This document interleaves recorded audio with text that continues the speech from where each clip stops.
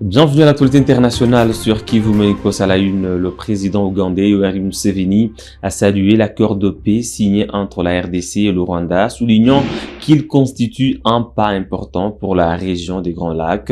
Il précise cependant que cet accord ne résout qu'une partie des problèmes sécuritaires en RDC, se concentrant principalement sur le M23 et les zones du Nord Kivu et du Sud Kivu. Selon lui, d'autres régions de l'Est de la RDC comme Beni, Butembo et Lituri, ainsi que le Haut-Uélé continuent de faire face à des défis sécuritaires significatifs. Suivez ici le président ougandais Yoweri Museveni. Tunafurahia makubaliano kati ya Rwanda na Kongo.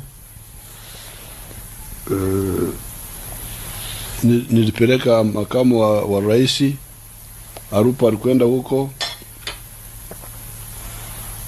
lakini kwenye speech yangu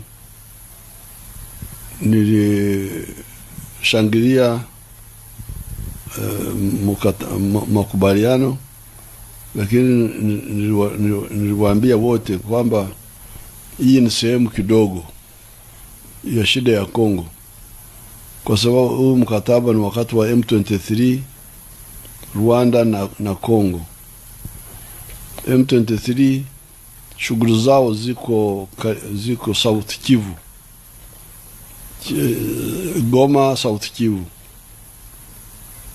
Sehemu kubwa ya North Kivu iko na shida zingine. Ituri iko na shida zingine. Kule labda na sehemu zingine kuna shida zingine kama Uwere, wanaita Uwere. Kwa hiyo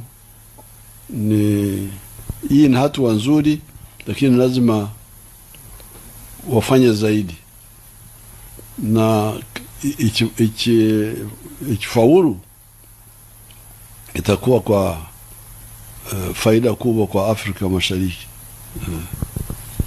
À Lomé au Togo, le ministre délégué chargé de la francophonie, Crispin Mbadou Panzou, et la candidate de la RDC au poste de secrétaire général de l'OIF, Juliana Lumumba Amatou, ont été reçus par le président Faure Gnassingbé. Les échanges ont porté sur le soutien du Togo à la candidature de la RDC. À l'issue de l'audience, les deux personnalités ont partagé les détails de leur rencontre.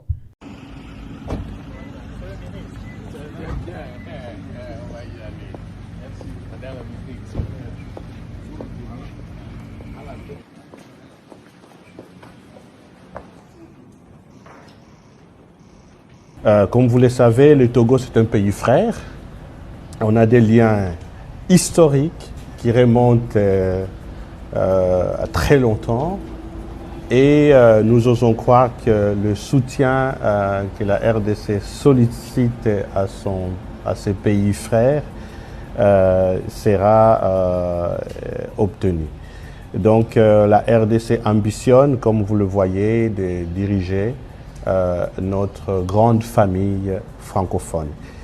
On a des liens historiques, des liens très forts entre la République démocratique du Congo et le Togo, et des liens aussi personnels entre nos deux chefs d'État.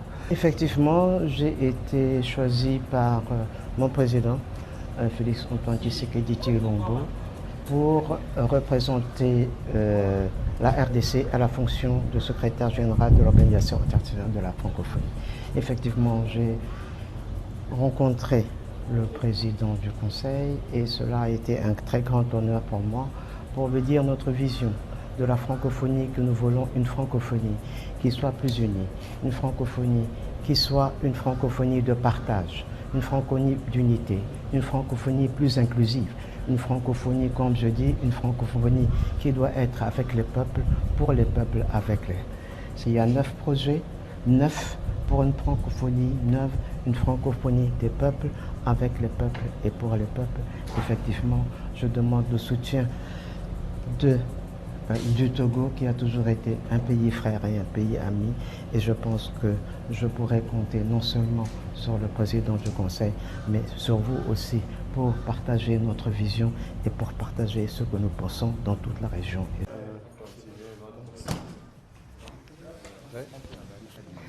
Oui.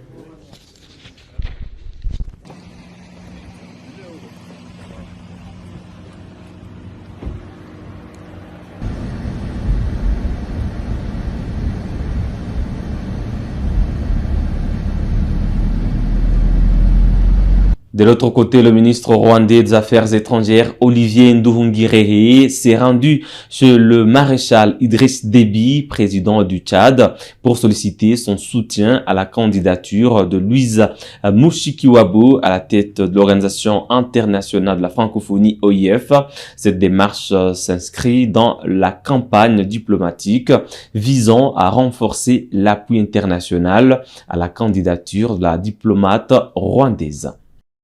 Les relations diplomatiques entre le Tchad et le Rwanda, en pleine dynamisation, se consolident chaque jour davantage.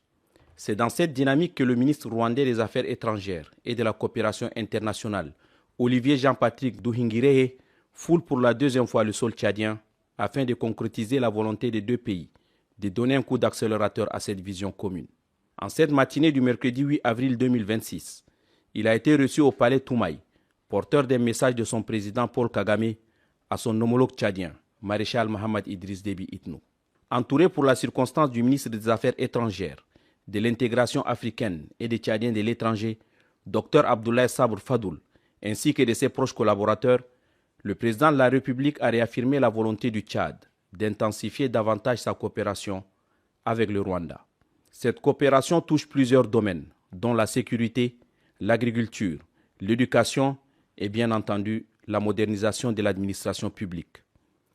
Des vœux partagés par son hôte, qui a rassuré sur les avancées notables consenties par la commission mixte mise en place par les deux pays avant de solliciter le soutien du Tchad à la candidature de Louise Mushikiwabo, ancienne ministre de l'Information puis des Affaires étrangères du Rwanda, pour sa reconduction au poste de secrétaire général de la francophonie. C'était un plaisir pour moi d'être de retour à N'Djamena. J'étais déjà venu ici en juillet de l'année passée comme envoyé spécial. Et puis de cette réunion est venue donc des discussions pour le lancement d'une grande commission mixte. Et donc ce matin, au ministère des Affaires étrangères, j'ai pu signer avec mon homologue et frère Dr Abdoulaye Sabr Fadoul un accord pour la grande commission mixte entre le Rwanda et le Tchad pour donc structurer nos relations et notre coopération.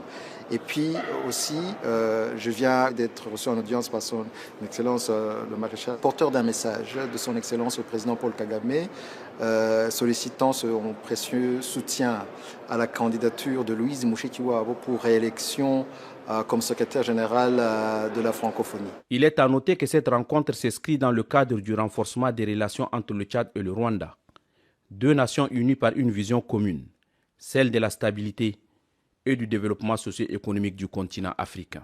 Et puis le Sénégal enregistre plus de 11 000 nouveaux cas de cancer chaque année, un défi majeur de santé publique. Pour y répondre, la LISA, avec le soutien de la Fondation nationale Sénégal solidaire, a posé la première pierre du Centre national de dépistage des cancers à l'hôpital Dalal Jammeh de Guademaye. Ce centre vise à renforcer la prévention et le dépistage précoce. La Fondation nationale Sénégal solidaire qui se lance aujourd'hui se veut être la réponse de ces attentes silencieuses. Elle naît d'un constat d'urgence, elle veut grandir par notre volonté d'organisation, elle sera un instrument au service de la nation. Elle sera ce trait d'union entre les ressources disponibles et les besoins réels de nos communautés. La vision de la Fondation est claire, faire de la solidarité un moteur de développement. Sénégal solidaire est une plateforme de collaboration, un levier qui vient en appui aux volontés et protection sociale.